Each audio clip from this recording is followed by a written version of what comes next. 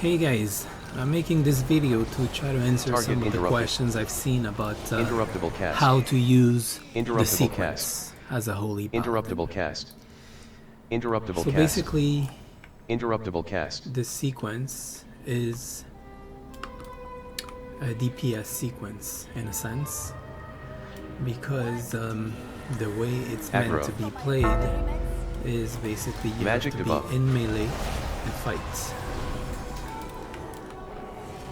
So all you have to do is target an enemy and hit the sequence. Magic debuff.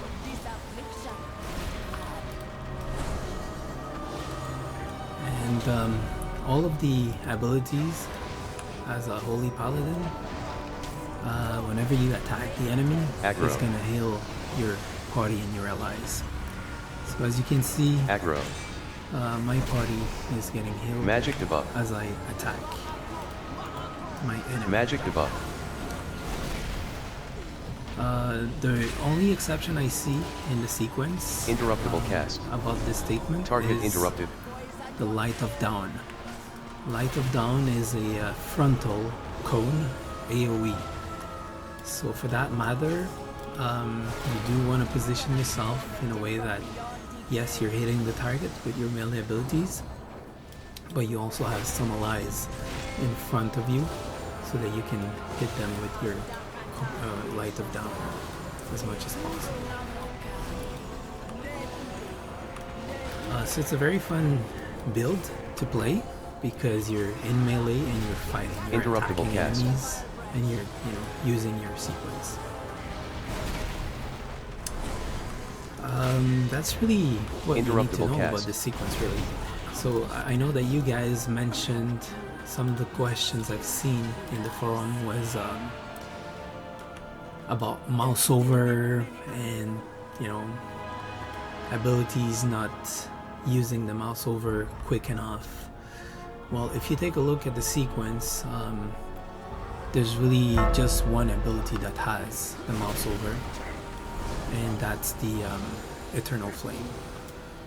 Because in itself, Eternal Flame is a healing ability and Magic debuff. not offensive, right? So it's not gonna damage my enemy, it's gonna heal someone. So the way I set it up is I set Interruptible it up cast. so that it would Target heal interrupted. the target of my target, which is Interruptible usually the cast. tank or Target the person interrupted. that has aggro. So there's really no need to mouse over any party whatsoever. The only exception to that rule is well, it's outside the macro really. So for example, my Holy Light. Holy Light is an ability that's gonna heal just a single target, and I've set it up in a macro so that it will heal my the person that I mouse over. So for example, here it is. I've got mouse over, Holy Light. Right, so if I want to use mouse over and target an ally and heal that player, I can, but it's gonna be off the sequence. And typically, I don't need to do that. I just target the enemy and I hit the sequence and basically I damage the enemy and it's gonna heal my party at the same time. There's really no need to mouse over and spot heal. If ever you come in a situation where Aggro.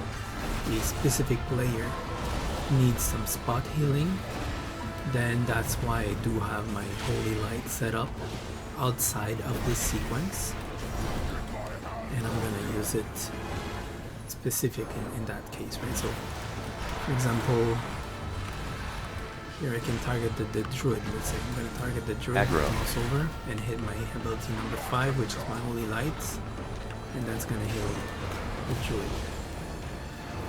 But that's the only exception, I would say. Like most of the time, I don't even bother to do that. I just target my enemy and fight. Use the sequence.